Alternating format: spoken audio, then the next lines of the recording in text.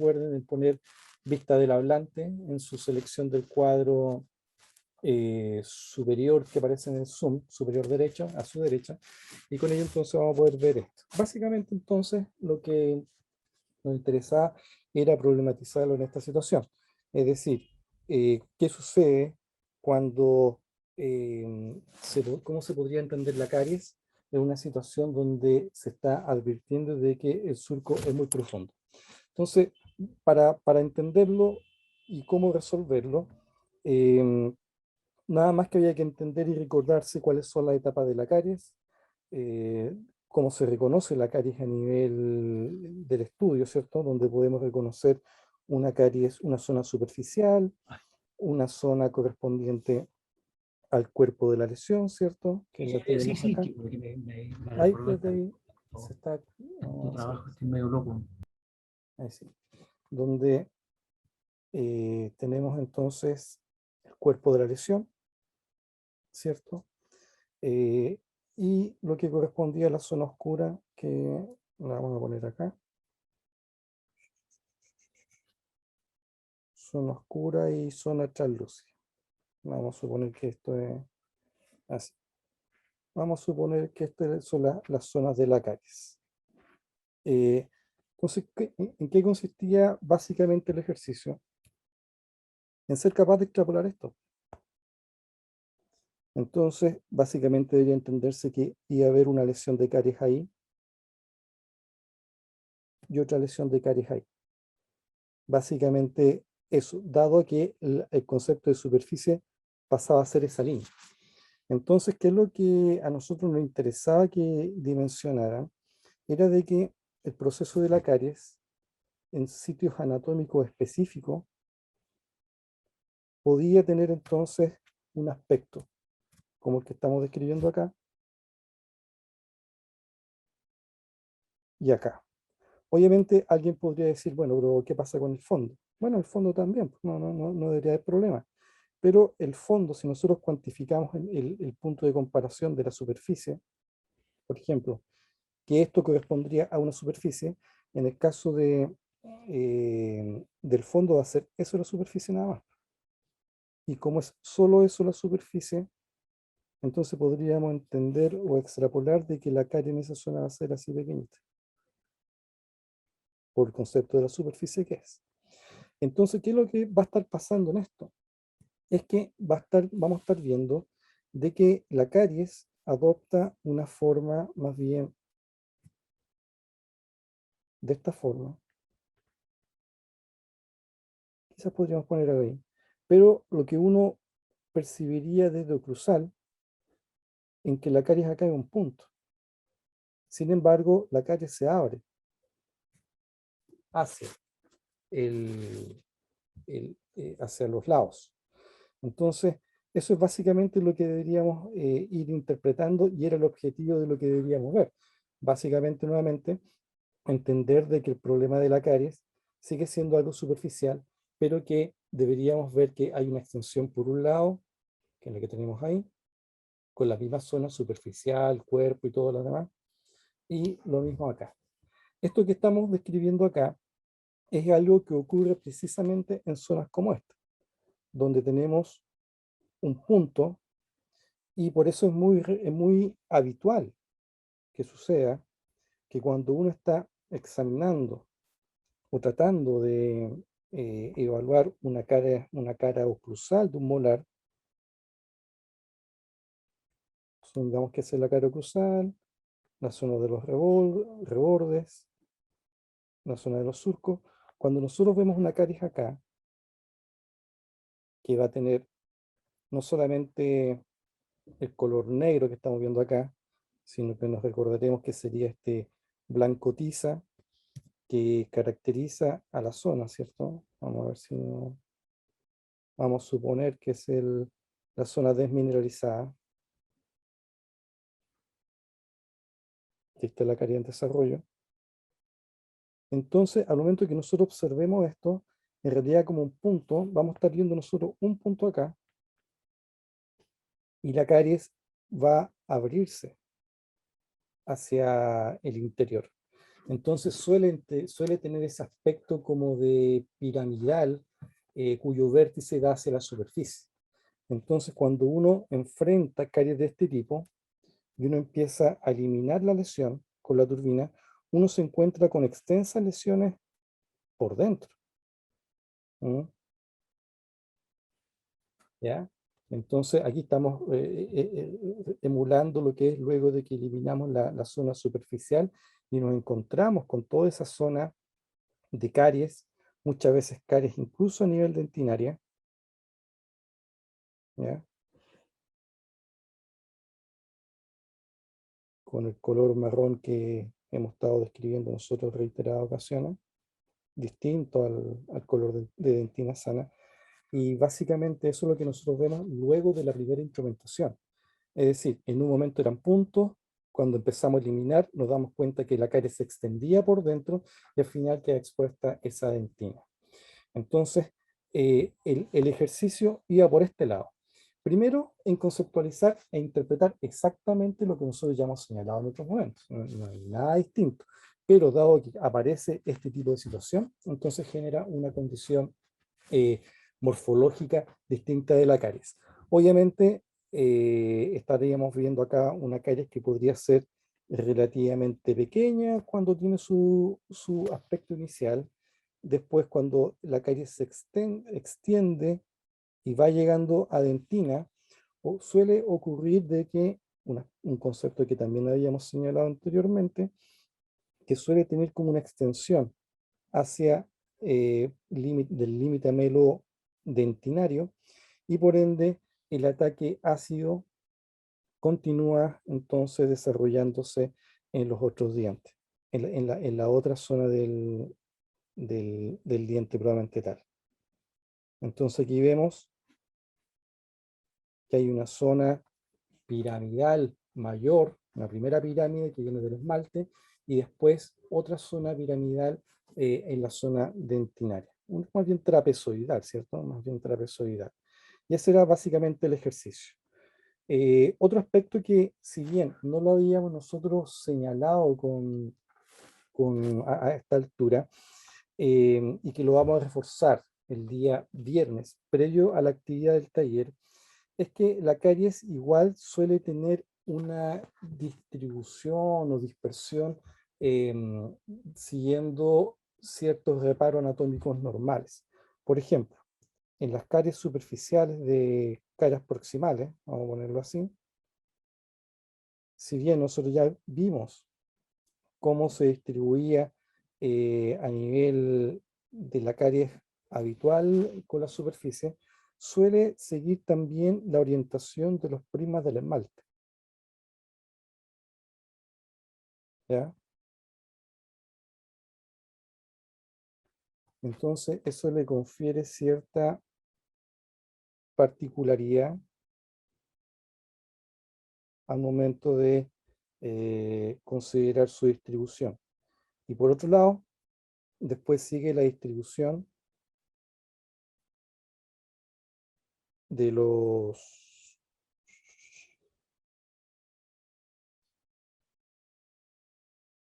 tubulillos. Ahí estamos siguiendo esto y después la caries sigue la distribución de los tubulillos.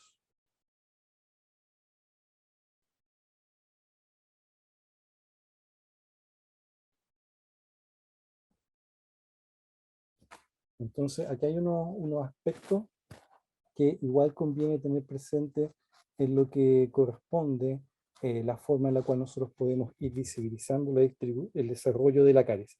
Pero esto nosotros lo vamos a ver, lo vamos a retomar en el taller previo a la actividad propiamente tal de taller. Ahí vamos a hacer una revisión de esto, ya que vamos a tener las bases conceptuales de la caries, las bases histológicas de la caries, la comprensión radiológica y con ellos todos los elementos que para nosotros son relevantes para poder entonces manejar estos aspectos en torno a lo que es la concepción de la caries desde un punto de vista teórico, clínico e imaginológico. No sé si hay alguna pregunta respecto a lo que fue el alcance de esta pregunta voluntaria. No sé si se logra comprender cuál debe ser entonces la forma en la cual debe ser contestado. ¿Alguna pregunta? Profe, yo en la última parte dijo que la caries seguía o sea, seguía en la dentina, seguía la forma de los túbulos. Sí, Y y en el esmalte, de los cristales de hidroxiapatita. ya. Ah, Mm. ya. Esa era. Gracias. Así que estamos. Eh, Así que eso en cuanto a lo que implica esta parte inicial, ¿ya? No sé si hay alguna pregunta, algún comentario más. Profe, ¿Sí? no entendí lo de los prismas del esmalte. O sea, Bueno, es que para ello tenemos que recordar aspectos en torno a lo que es la histología normal del esmalte y la histología, aspectos que ya hemos reforzado en torno a la dentina. Nosotros por lo regular hemos aludido, ¿cierto?, a esta condición de lo que implica la lesión la lesión del esmalte como si fuese una masa homogénea. Sin embargo, es una estructura, es un cristal y que se encuentra organizado por los cristales de hidroxiapatita y que los cristales también tienen una direccionalidad. En este momento lo voy a dibujar saliendo incluso del mismo contorno dentario. Entonces, esta direccionalidad es algo que uno debe de proyectar y visibilizar en lo que implica el alcance de cómo va a distribuirse después la misma carie, la lesión de la carie probablemente tal. Entonces, es interesante ver que, por ejemplo, desde el ecuador dentario hacia cervical suele tener una orientación más bien oblicua, ¿ya? Mientras que en el resto de la superficie suele ser relativamente perpendicular a la superficie del esmalte probablemente tal. ¿Se fija? Entonces, sí, profe. Mm. eso es un reparo anatómico de acuerdo a cómo se organizan los mismos cristales de hidroxiapatita en el esmalte. Recuerden que la hidroxiapatita y la matriz proteica es aposicionada por un epitelio, el epitelio ameloblástico. Y ese epitelio ameloblástico es el que se va recogiendo. En un momento hubo una célula que estaba acá y esta célula fue marginándose para ir secretando y excretando toda esta parte de lo que implica el material que después se va a mineralizar y con ello entonces pasar a ser el esmalte dentario probablemente tal. Entonces, esa es, digamos, la consideración que pedimos que tengan en cuenta al momento de ir interpretando también aspectos en torno a la distribución de la caries. Bien, Profe, dígame. entonces no es necesario que haya una cavitación para que como que la caries llegue a la dentina. No es necesario efectivamente que haya una cavitación. Hay que siempre visibilizar que el concepto de la cavitación es producto del acto mecánico. Es decir, si nosotros tenemos acá la carie desarrollándose, en realidad la cavitación va a ser producto de la continua masticación, el mismo trabajo masticatorio que se va a estar desarrollando sobre ese esmalte. ¿Qué es lo particular de este esmalte? Es que es un esmalte que está más solubilizado, tiene menos densidad mineral y la consecuencia de ese punto de, de ese mismo trabajo masticatorio, la consecuencia natural de ese trabajo masticatorio es que se produce la fractura de ese esmalte. A ese tipo de fractura uno le llama fractura patológica. Técnicamente, la fractura patológica es consecuencia de un trabajo, entre comillas, normal, un trabajo mecánico normal, que ha traído como consecuencia la fractura de la estructura que está padeciendo la lesión. Entonces, no es que la caries avance cavitando, sino que la caries avanza a tal punto que debilita al esmalte de tal forma que fuerzas oclusales normales terminan fracturando al esmalte probablemente tal. Y por eso tenemos la cavitación. Sin embargo, sin la cavitación, la caries puede seguir extendiéndose hacia la dentina. Efectivamente, puede. No sé si te respondo. Sí, profe. Ya, bueno, y lo último para señalar es que recuerden que si bien en este punto aquí ocurre una una fractura patológica, una cavitación de la lesión, recuerden que el proceso de la caries sigue desarrollándose. Entonces aquí nosotros igual vamos a tener lesiones de esmalte, ¿ya? Que fue un poco lo que nosotros observamos dentro de lo que fue los comentarios de la tarea, ¿cierto? Que les hacíamos ver el viernes pasado. Entonces, no es que quede esmalte sano a ambos límites, no, no, no. Es un mal esmalte que en un principio estuvo debilitado por la caries y que después la caries sigue avanzando y por ende vamos a tener nuevamente lesiones de esmalte, pero donde el concepto de la superficie se cambió, ya no es lisa tampoco, es más irregular, pero sigue desarrollándose el proceso carioso probablemente tal como se ha descrito anteriormente. Hay una pregunta acá en el chat, vamos a leerla. Dice, profe, tengo dos dudas. ¿El acortamiento de los odontoblastos ocurre cuando la caries llega a la dentina? No, ocurre ya en la lesión de esmalte, ¿ya?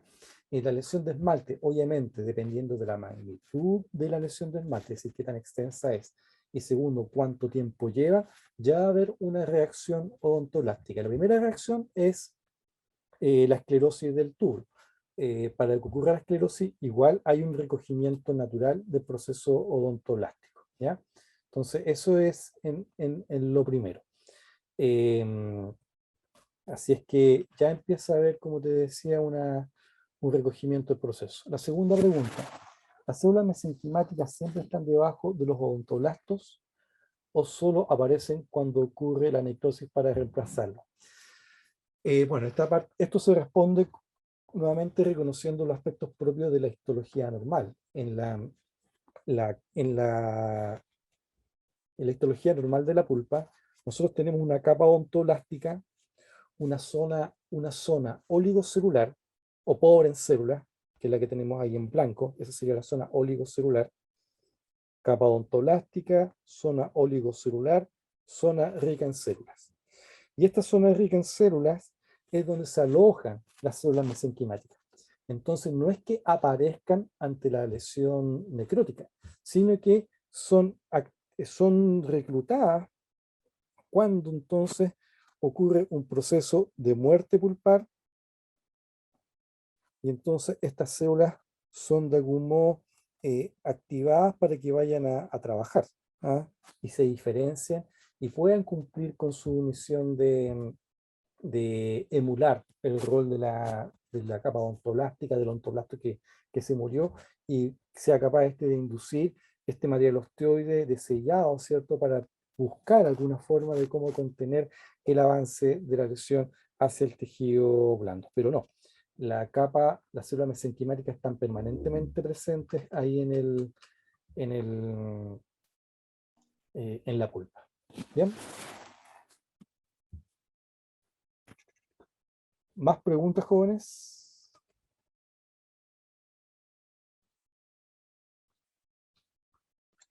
Sí, profe, yo tenía una duda. Cuando la lesión es detenida, igual hay que dibujar todo lo que es la zona superficial del cuerpo y eso, ¿verdad? A ver, ahí se bajó un poco el audio de tu intervención, si le pudieras repetir, por favor. ¿Se escucha bien ahí? Ahí sí. Sí, mi pregunta era que cuando la lesión es detenida, igual hay que dibujarle el cuerpo, la zona superficial, zona oscura y zona translúcida. Mira, ahí lo que nosotros estábamos invitando a conceptualizar es reconocer que ahí hubo una lesión, ¿cierto? Y que la caries en principio se desarrolló con todas estas zonas que ustedes bien conocen, pero la lesión de caries ha implicado también desmineralización y zonas porosas. Entonces, ¿qué queríamos decir cuando ocurre un proceso de remineralización? Es que toda esta zona porosa vuelve a llenarse de, de la, vuelve a mineralizarse, pero al momento de hacer este trabajo de remineralización, la remineralización no es solamente superficial, como varios buscan caracterizar la caries detenida, sino que también es algo que incide en la superficie porque es un esmalte poroso que se vuelve a remineralizar y agarra también pigmento, y también se repigmenta la zona del espesor de la caries que estaba en el esmalte. Algo similar ocurre en la dentina. La dentina también se puede volver muy oscura producto de la remineralización. Pero ¿qué zona es la que se remineraliza? La zona donde estaba antes la carie. Entonces, no sería correcto decir que aquí sería la zona del cuerpo de la carie, la zona translúcida de la carie detenida, no, no, no. Sino que en rigor deberíamos decir el cuerpo remineralizado, eso deberíamos decir. Y también hiperpigmentado, cuerpo remineralizado e hiperpigmentado. Producto de que entran las sales y entran los pigmentos y al final eso es lo que termina generando la condición de la lesión probablemente tal. ¿Bien? ¿Sí? Sí, profe, gracias. Y la última duda que tenía era que ¿Sí? para que haya pulpitis tiene que haber sí o sí necrosis del odontoblasto, ¿o no? Para que haya pulpitis, no necesariamente. Recuerden que nosotros empezamos, hicimos una distinción entre lo que era la pulpitis reversible y la pulpitis irreversible. Y la sintomatología de la pulpa, con la consecuente también eh, actividad propia de lo que es la respuesta inflamatoria desarrollándose en esta zona, ¿cierto? Es producto principalmente el dolor primero es producto de la activación de las fibras nerviosas, y eso significa que el odontoblasto está vivo y la neurona están funcionando. Y segundo, la actividad inflamatoria no es solamente para reemplazar la célula muerta. La actividad inflamatoria es para contener la agresión. Eso se recordarán ustedes de las clases del año pasado en histología, donde veíamos que la acción inflamatoria ocurría cuando había una noxa o una injuria.